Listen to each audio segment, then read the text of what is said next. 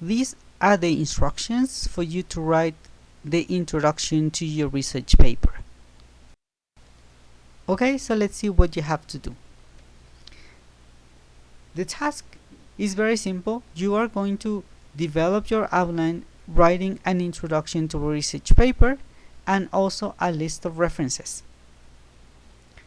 Of course, we need to remember that this is an integrative task. You will apply and use all of the previous information that you have learned and practiced in the past.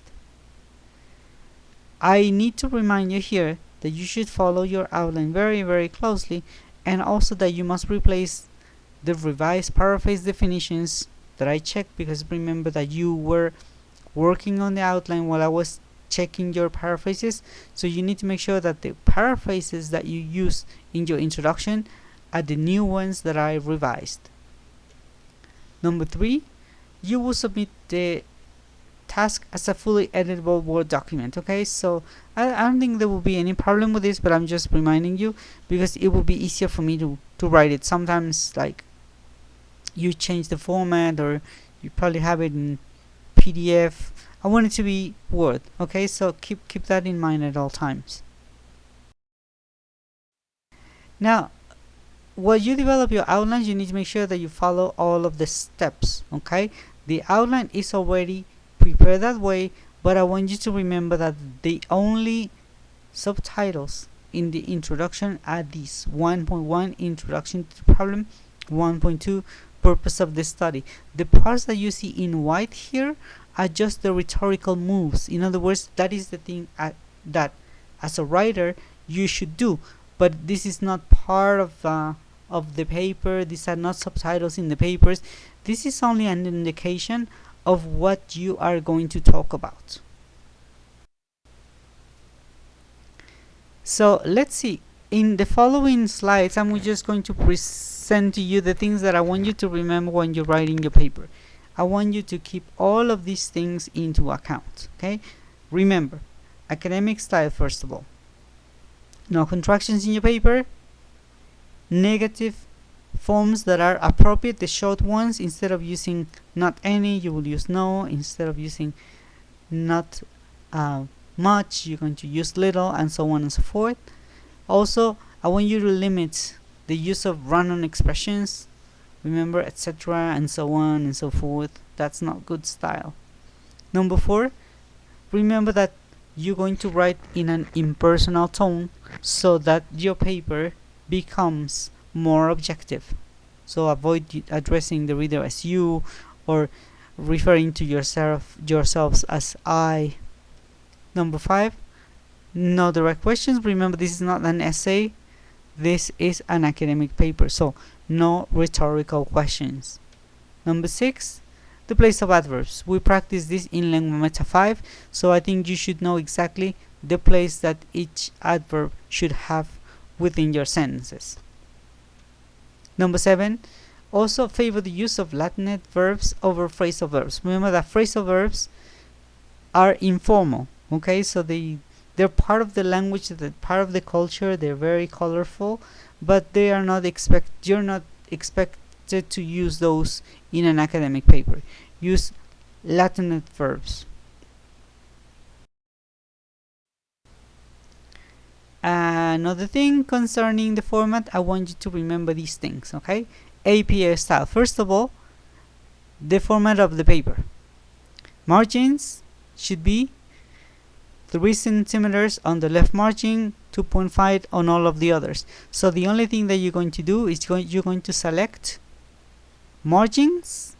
There is a menu that says margins, and then you're going to select normal. That's all you have to do. Remember also that you cannot use any kind of fonts. You're going to use Times New Roman 12 or Arial 11. Only those two ones. Next thing, remember that all of your text should be double spaced, except for the references. The references are single spaced. Next one, remember to place the titles and subtitles as indicated in the outline. And also remember that we practice formatting a research paper. So I want you to look at the appropriate format of the research paper, and that's the way that you're going to do it. Final point here, The references that you have in your text, all of the authors that you mention in the text should be on the list of references. And remember that the list of references at the end is organized in alphabetical order. Now, about referencing, I want you to remember some things, because when I was checking your paraphrases, I realized, like, it was very surprising for me to see that some of you were not respecting APA style. So remember, for in-text references, you have to remember that the author's name is when the author's name is part of the sentence, the name is going to be outside of the parentheses, and then you're going to have the year in parentheses. And because in this case you summarize the content, for example, when you summarize previous research, in this case, if you see, I am not indicating the page number because the information that I'm mentioning is general. Now, if the author's name is part of my sentence, but I am mentioning specific content, for example, a definition, in this case, it's going to be exactly the same. The name is outside of the parentheses, and I have the year, I have a little comma here, I have a P, a period, a space, and I indicate the page number. When I am mentioning specific content from an author, even if I'm paraphrasing the author, I should always indicate the page number. So you have to remember this. When I am summarizing research, I do not have to indicate the page number. When I'm citing specific information that an author said, even if I'm not using his or her own words, I need to indicate the page number. Now, when the author's name is not part of the sentence, for example, if I say previous research on metacognition found that this and this and this, blah blah blah, then at the end I'm going to write everything in parentheses, the author's name and the year. And of course, if I am citing specific information, I am going to include the page number. In this case, I am not including the page number because, as you can see, I am summarizing, or I'm talking about in general about previous research, but I'm not mentioning something in particular. So next, for the in-text references, you have to remember that when there are more than 2 authors, you have to write all of the names the first time, and then later you would use just et al.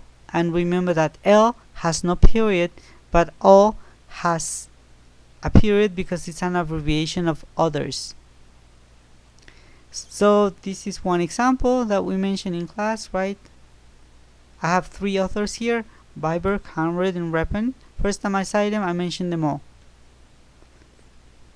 And then the second time that I mention them, or the third, and so on and so forth, I am just going to use Biber et al. I am not going to mention the other authors. We summarize this way. The next thing that you need to remember are in-text references. So when you cite an author that you found in another source, you're going to do it this way. You must remember this example that we discussed in class. I am reading a book. I am reading Mohan 2011. But when I'm reading this book, the author cites Shepherd and Columbia. And so, when I am citing the references, I am going to mention it this way. The authors who are saying the thing are Schlepper and Columbia. So that's what I'm saying. 2002, pages 6 to 12. But then I am going to specify that I found this information in Mohan 2011. So that's the way you have to refer. So if you find an author that is mentioned in another book, you have to do it this way, okay? And remember that in the list of references, the book or the article that you list in your list of references should be the one that you read, not the author that is being cited inside that book. In this case, you will be citing Mohan 2011 and not Schlepper and Columbia.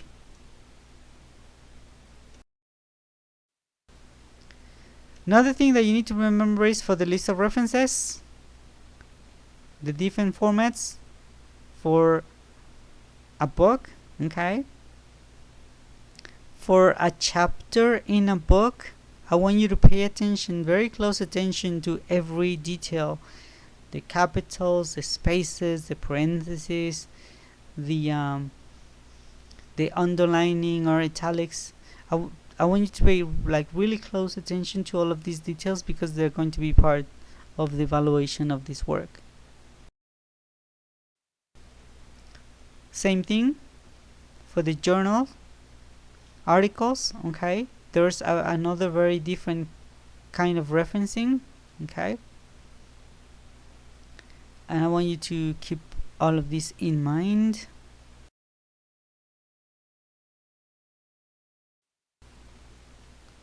And if you have internet sources, you have to remember these things. If you have an ebook or a full text article, you cite it exactly the way as they are in papers. If the book is full, you're not going to give any mention. You just cite it as if it were the printed book or the printed article. And if they have a digital object identifier, a DOI, you have it included at the end of the citation. So for the articles on websites or blogs or other HTML documents, you have to include the DOI or the full electronic address. And remember, you no longer need to include retrieve from. When you send me your list of references, I saw that some of you wrote retrieve from. You don't need to do this anymore. This has been eliminated in the new APA style format referencing.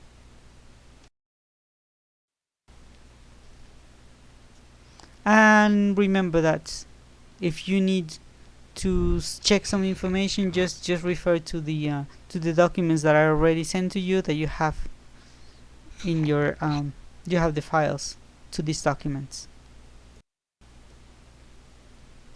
And the final thing that I want to tell you is that you have to be very careful. Your text should be free of plagiarism. So we have already paraphrased the definitions, so this means that there should be no problem.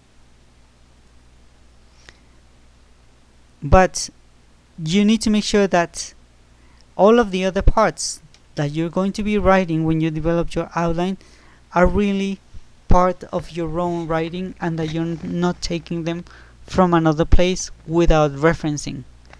Remember, plagiarism is like a bad practice in writing, and it happens when you submit some content that is totally or partially taken from somebody else. And the worst thing is that you're not even referencing the sources in a proper manner. So there could be plagiarism of ideas if you do not cite the sources that you read, if you just write something but you don't tell us where you read it. And secondly, there could be plagiarism of words when you cite the authors but you don't use quotation marks, okay, or indicate the page numbers. So even though if you're giving me the reference but I don't see the quotation marks where there are some authors that some words that you took directly from the author, that's plagiarism. Or if you don't give me the page numbers when you're giving me a definition, even if the definition is paraphrased, but you're not giving the page numbers, that is also an instance of plagiarism. So you need to pay close attention. When I check your work, I'm going to run a plagiarism software to see if your text is partially plagiarized, like if there is plagiarism of some kind, and if you do, I'm really sorry, you're going to lose points. So I want you to pay a lot of attention to this. We're going to try to be professional in this kind of work. I have read your outlines, they are really good. I think that you will have no problem in doing this task. So the only thing that is left for me to do is good luck with your task, and remember that if you have any questions, you can contact me to the chat group that we have, or directly in Classroom, or in any other way that you can find easy and practical. So good luck, and take care.